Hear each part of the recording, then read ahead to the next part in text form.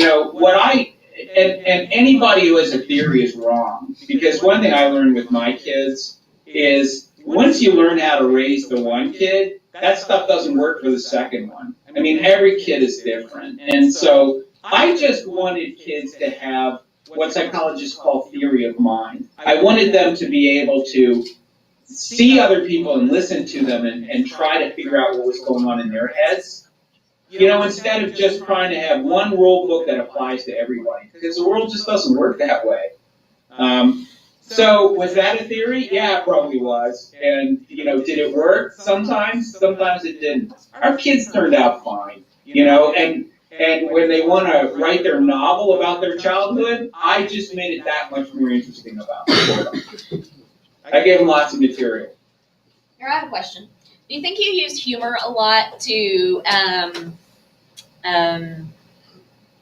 diffuse situations with your kid? Like, do you use it sort of as a discipline tool? What I did, actually, is I appreciated their humor. They knew that if they could make me laugh, they could get out of trouble. And it made them, I figured at least it would develop one skill. The thing is, their humor is completely different. My son has a very sophisticated sense of humor. I mean, he could be a stand-up comedian, but only in the finer places, He wouldn't work the clubs, he worked like colleges. My daughter, on the other hand, is like the Dr. House of nursing. She has the world's worst bedside manner, and she's hilarious. She's like, an insult comic. So their humor, I appreciated both of them that way, and it brought us closer together. In the book, by the way, I tried to use humor to let the medicine go down a little better. And in fact, I used my kids as test subjects when I was writing it. I'd invite their friends over and bribe them with food or whatever, and I would read them parts of the book, all while I was writing it. And every time they looked bored or distracted, they started throwing things at each other. They were great kids, but they were kids. I would make a little highlight mark in the manuscript and tell myself to write write something funny if I could, or tell a story or whatever. And I don't know if that worked or not, but it made the manuscript a lot more readable to me anyway, and to my kids. So they helped that way. I mean, in terms of parenting too, I hear from parents actually who say, you raised your kids wrong. And it's like, okay, I raised them wrong. Too late now, see if they do better than I did. But again, some people raise their kids around very strict rules, and the kids turn out fine, and some don't, their kids turn out fine. And the reverse is true. So, the moral of this is I blame it all on the kids. Oh. Hi, I'm Maddie. Hi, Maddie or Nutty? Maddie. Maddie. Would you say inductive or deductive logic is better to use? That's a really good question. And the ultimate rhetorical answer is always that depends.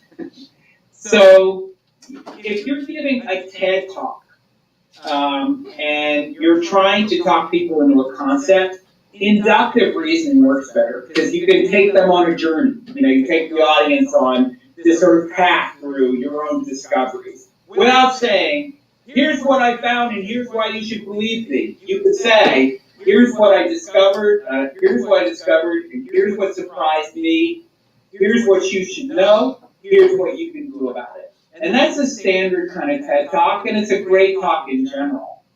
Deductive logic is really good if you are in, say, a political argument, and you need to make a particular point about a policy you want implemented, or something that people have already come up with.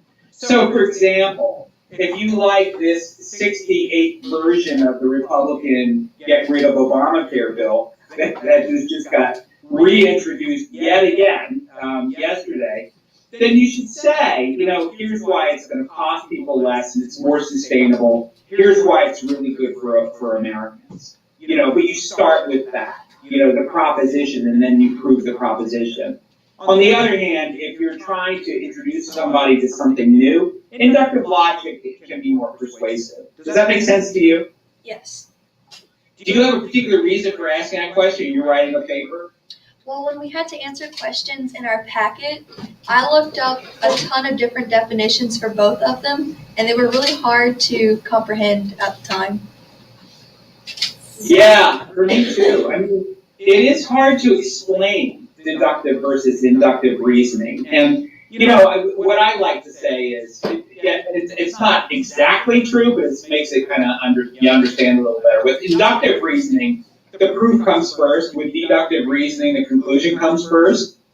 So, with deductive reasoning, you have something to prove. With inductive, you collect your facts and they prove something.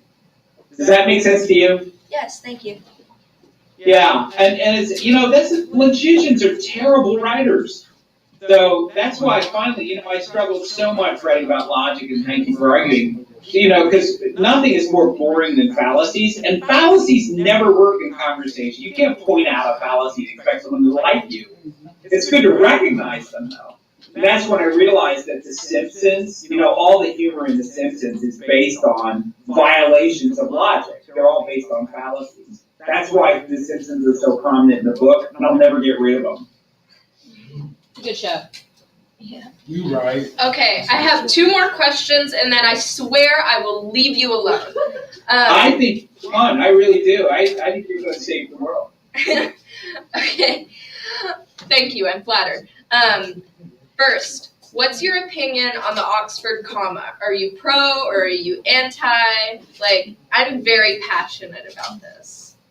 Also, that means what's your you're favorite for book? the Oxford comma. You know it.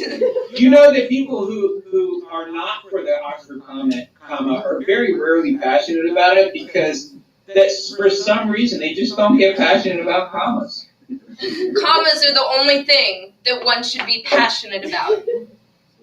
So, it's I don't feel quite as strongly as you do, but having spent years and years as an editor, I have found the Oxford comma to be pretty useful.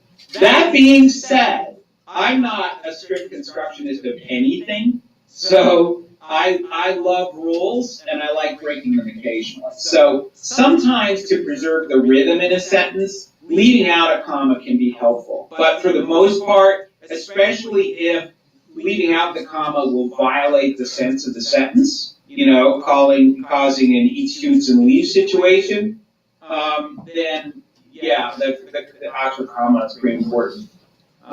So yeah, I'm pro comma. Okay, cool. Also, what's your favorite book? Oh man, can I ask you yours? What's yours? I actually think I have a copy of it in my backpack right here. I'm rereading it for the 50th time in a row. Valley of the Dolls by Jacqueline Suzanne. Really? Yeah. Anybody still read that? That's kind of amazing. Why do you read that? Why are you reading that? Why do you love it? I don't know. It's kind of just the fact that something written in, the 60s is just still so relevant to today. It's just interesting to me. Another of my favorites is Clockwork Orange. That's a very different book. I know. That's not Jacqueline Suzanne. That's very different. I That's got a you hard there, book to my read. guy. You can pick up all kinds of vocabulary words from that book. I'll tell you mine. You know what I'm actually rereading right now because I love it. It's not my favorite book, but it's an amazing book. It's True Grit. You read that book? Anybody read it? Yes. Isn't it an amazing book? It's okay, but I severely dislike the lack of contractions. Oh, there's a good reason for the lack of contractions in that book, though, right?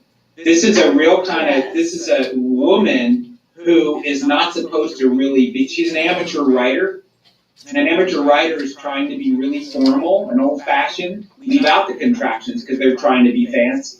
I think that sort of reveals her personality a little bit. But it can be annoying at first, but I think you ought to get into that book again. I mean, that's a book that's really worth rereading. My favorite book of all time, I reread it every year. We go to Maine, and I have this paddle board with a canoe anchor, and I paddle out 3 or 4 miles on a wilderness lake with nobody on it, and I let down my anchor, and I